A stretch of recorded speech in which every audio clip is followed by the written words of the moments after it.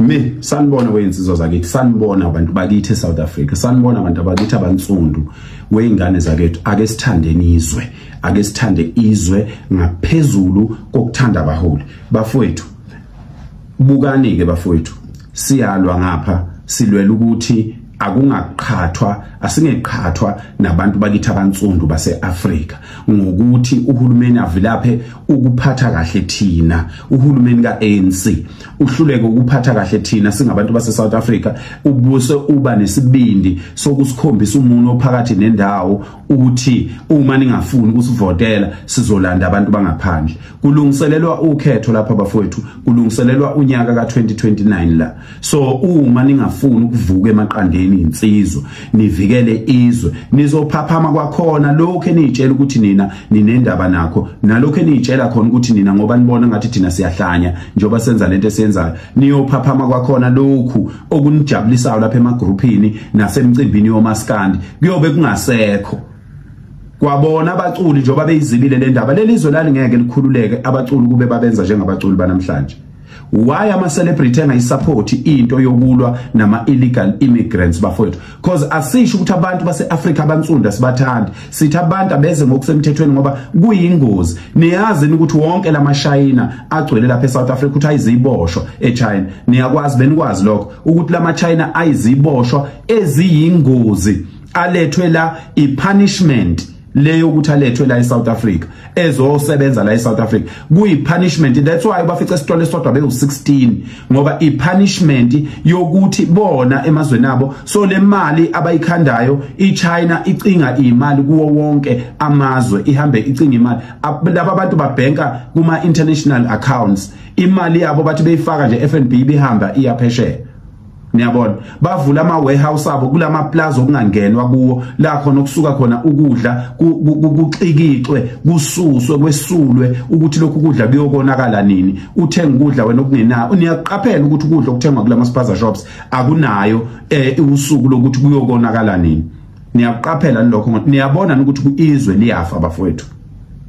Ngisacela ukubuza kubantu baka ANC, ngisacela ukubuza mawuyilungu nje a good card carrying member in good standing ye-ANC, ngicela ukubuza wena nje ekujuleni kwenhliziyo yakho njengelunga lika Khongolose ubona ukuthi wena mfowethu izwe u-ANC lokho walithatha uliphethe kahle ekujuleni. Ngicela ukubuza abalakwa eKZN la kwaZulu Natal, ngisacela ukubuza lapha kwaZulu ukuthi uma uyilunga lika ANC wena usenomdlandla wokulwela ukuthi u-ANC uqhubeke uphathizwe na?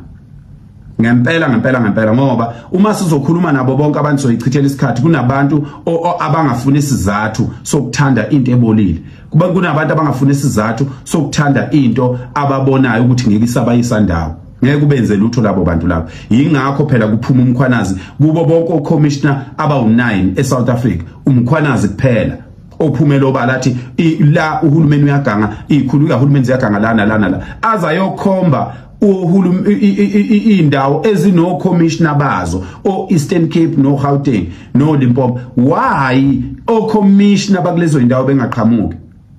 Niyayifuna impendulo? Manje ifuna impendulo nansi. Lelizwe liyokhululwa ngamaZulu.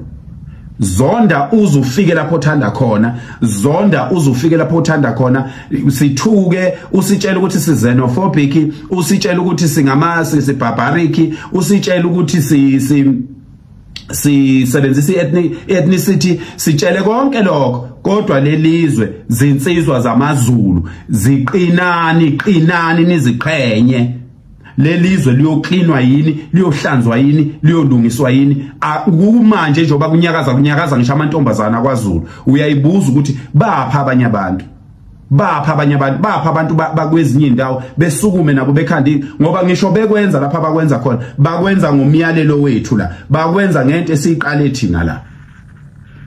So ningaphatheki kabi manibona abantu belwa into engathi ishu, abantu belwa into engathi ishu, engazuthi masikhuluma ngobuZulu bethu singamaqhawe thina. Ngisho iANC yasungulwa lapha kwaNongoma, bayidlwengula bayithatha bayahluleka ukuyiphatha namhlanje. Yakhandwa lapha kwaNongoma iANC lapha yasungulwa khona.